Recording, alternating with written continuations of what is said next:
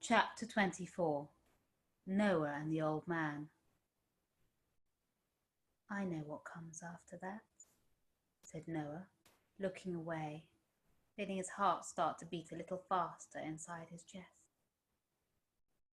"Yes, I expect you do," said the old man, sitting down and smiling at the boy, his kindly eyes making Noah feel warm and safe.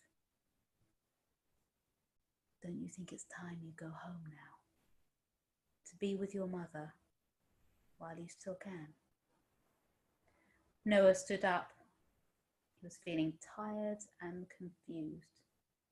It had been a day filled with surprises and adventures and all sorts of unexpected people and incidents, and the truth was he wanted nothing more than to tell someone about all the things that had happened to him, to tell someone he loved.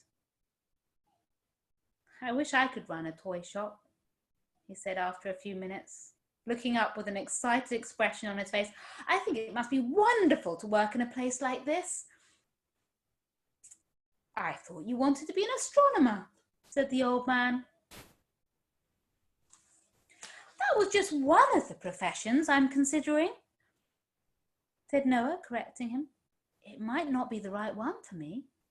The thing is, I like toys very much, and I'm very good at woodwork. So perhaps I could have a job like yours one day." "It's possible," said the old man, turning round to glance at Alexander the clock. "My, is that the time already?" he said. "It's getting late. It'll be dinner time soon." "But we've only just had lunch," said Noah, knowing that he couldn't possibly eat another thing so soon, or he would, quite simply, explode. "And the sun is going down," said the old man, looking out of the window at the sky, which was deepening into a dark blue with a few black clouds lingering on the horizon. "I suppose I shall have to go for my exercise soon." "Do you still go running then?" asked Noah in surprise, for looking at the old man it was hard to imagine that he could possibly pick up any kind of speed. He was a little hunched over, for one thing, and even going up and down the staircase he had moved at a very slow pace. "Oh no," said the old man, shaking his head. "No, I couldn't manage that any more.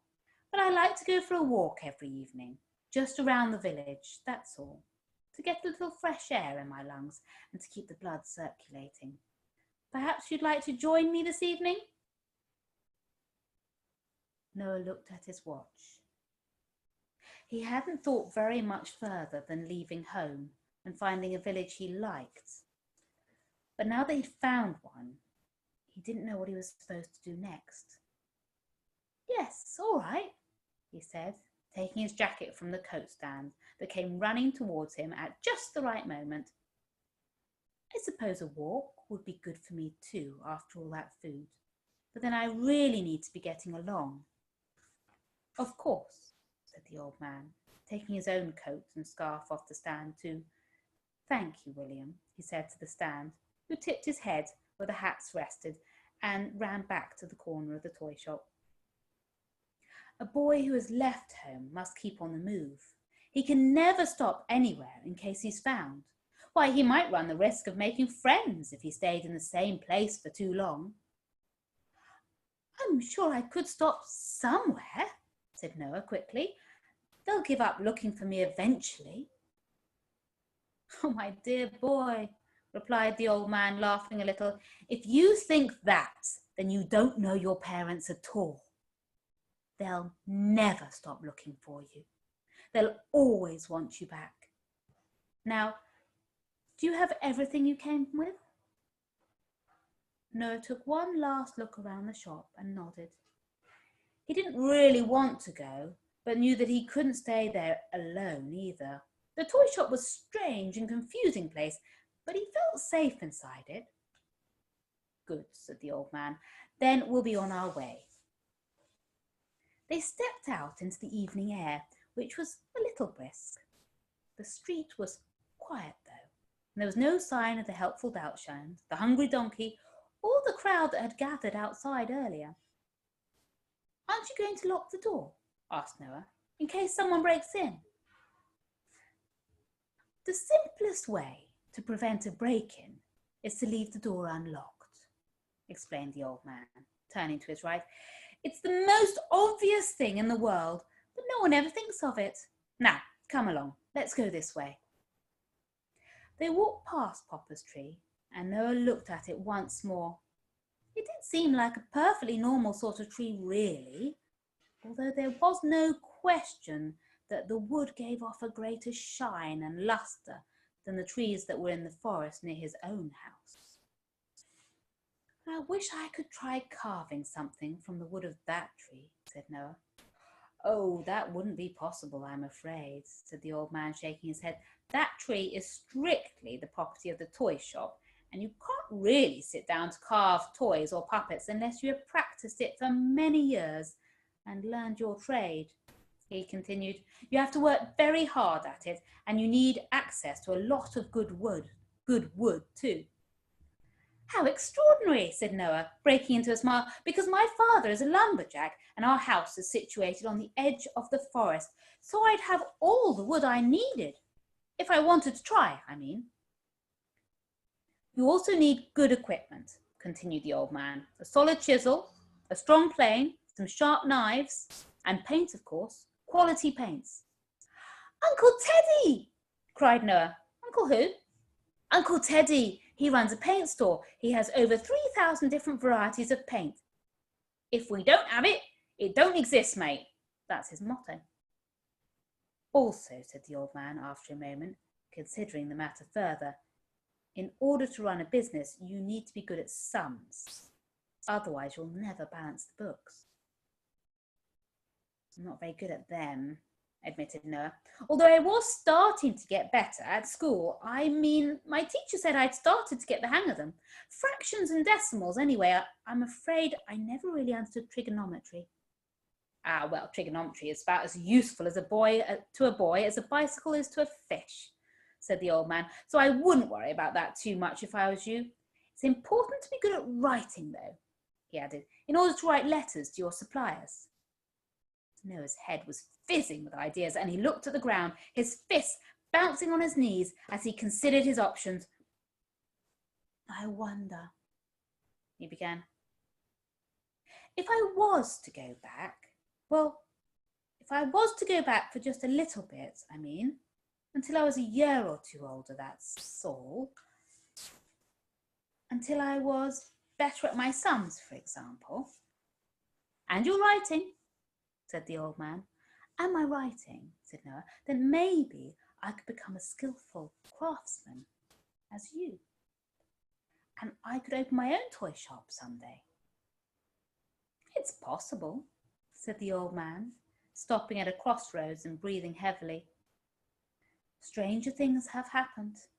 I, for example, once saw a caterpillar debating with a whale, and winning the argument too. Do you mind if we stop here for a moment? He asked then. I'm feeling a little tired. Of course, said Noah, looking round and spotting a bench only a few feet away.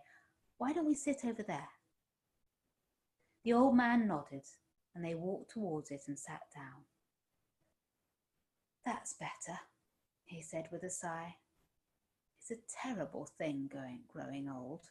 The idea that I, the greatest runner in history, am unable to walk to the edge of my own village without having to stop and take a rest. Well, it's something I never could have imagined happening to me. Noah turned to look at the old man and hesitated, wanting to phrase this question just right. Do you think? I do sometimes, my boy, admitted the old man, when I can't avoid it. No, said Noah, shaking his head. What I wanted to ask was, do you think I could stay here with you? What, here? Asked the old man, looking around. On a bench? At a crossroads? It doesn't seem like a very sensible plan. Not here, said Noah. I meant at the toy shop. I could come and live with you, and you could train me up. I could learn all about woodwork and carving, and I could keep the shop open if you ever fancied a holiday. I have no plans to take any further holidays, said the old man, smiling and patting the boy's hands. My travelling days are behind me, I'm afraid. Well, I could run the shop at night when you're asleep. It could be open 24 hours. I don't think we'd have the passing trade to support it, said the old man, frowning. No, I don't think so, my boy. It doesn't seem like a very sensible idea. Then maybe I could just be your apprentice, suggested Noah. You could teach me all you know. I could be a great help to you and... Noah, said the old man in a kind voice, smiling at him. You forget that you already have a home of your own. Do I? Asked the boy, wondering whether that was the case or not. Of course you do. I'm not sure it will feel like home anymore, Noah said, narrowing his eyes and looking down the road ahead to where the path twisted and turned and led back towards the second village, and then the first, and then towards the forest, and his own collection of stone walls, where his mother lay in bed. It may feel different, said the old man, but that doesn't mean you shouldn't go back to it. I left my poor father alone for so long, and when I returned, well, it was too late for us. I wanted to see the world, and I was only interested in satisfying myself. I don't think you want to see the world, do you? I do, cried Noah enthusiastic. Well, someday, anyway, he added in a quieter voice. And if you do, if you continue on your way, don't you think the day will come when you will be filled with as many regrets as I am? Noah nodded. The truth was, he was starting to long for his own home and his own bed. And even though he didn't yet know how his mother's story was going to end, she was still there now. She hadn't gone anywhere, and she had been right to want to spend as much time with him as possible while she still could. It was time for him to do the same thing. He didn't know how much longer they might have together, but even if it was just a day or two, that might still be enough time to build a lifetime of memories. Noah tapped his left foot on the ground for a few moments, opened his mouth, closed it again, opened it, hesitated, and then came to a decision. I've decided to go home, he announced, standing up. Very sensible, said the old man. But do you think, asked Noah, looking across at his new friend hopefully, do you think I could come back sometime, just on a visit, and to watch you work? I'm sure I could learn a lot from you. Of course, said the old man, but you'll have to forgive me if I spend most of my time chipping away at old pieces of wood. I can't seem to help myself. Noah smiled and turned around, looking off in the direction from which he had come. It had grown dark now, but somehow he didn't feel frightened anymore. He knew he wouldn't come to any harm. Would you like me to walk you back to the toy shop? He asked. I can if you like. No, no, my boy, said the old man, shaking his head. It's a very kind offer, but I think I'll stay here a little longer and just enjoy the evening air. My friend the donkey passes by here most evenings around now. I expect he'll be along soon, and we can have a little chat before I go home. All right then, said Noah, shaking hands with the old man. Thank you for today. For lunch, I mean, and for showing me around your toy shop. You're very welcome, said the old man. I'd better be going then, said Noah, turning round. Then, dashing off down the street in the darkness, running as fast as he could, he disappeared into the night. Noah Barleywater arrived home late at night, after the sun had set, after the dogs were asleep, after the rest of the world had already gone to bed. He ran down the laneway that led to his house, hearing nothing except the rubbing of the crickets and the hooting of the owls, and looked up at the only light that was turned on in the upstairs bedroom of the cottage where his parents slept. He stopped for a moment and stared at it, swallowing nervously, and wondered how much trouble he would be in for running away. But he didn't really care. The only thing that mattered was he hadn't left it too late. Afraid now to go inside in case the worst had happened, he might have stood in the cold for hours had the front door not opened a moment later and his father looked out, discovering his son standing there alone in the darkness. "Noah," he said, staring at him, and Noah bit his lip, unsure what to say. "I'm sorry," he whispered after a moment. "I was afraid, so I ran away." "I was worried about you," said Noah's father, not sounding angry at all, but relieved. "I was going to look for you, but something told me you were safe." I'm not too late, am I?" asked Noah, asking the question whose answer he feared the most. "I still have time to..." "You're not too late," said his father, smiling a little. "She's still with us." Noah breathed a sigh of relief and stepped inside, but as he did so, his father placed both hands on the boy's shoulders and looked him in the eyes. "But, Noah, it won't be long now. You realize that, don't you? She doesn't have long left." "I know," said Noah, nodding his head. "Then let's go upstairs," said his father, putting an arm round his shoulder. "She'll want to see us now. Soon it will be time for her to say goodbye." They went upstairs together, and Noah stood in the doorway of his parents' bedroom, looking at his mother. "There you are," she said, turning her face towards him and smiling. "I knew you'd come home to me.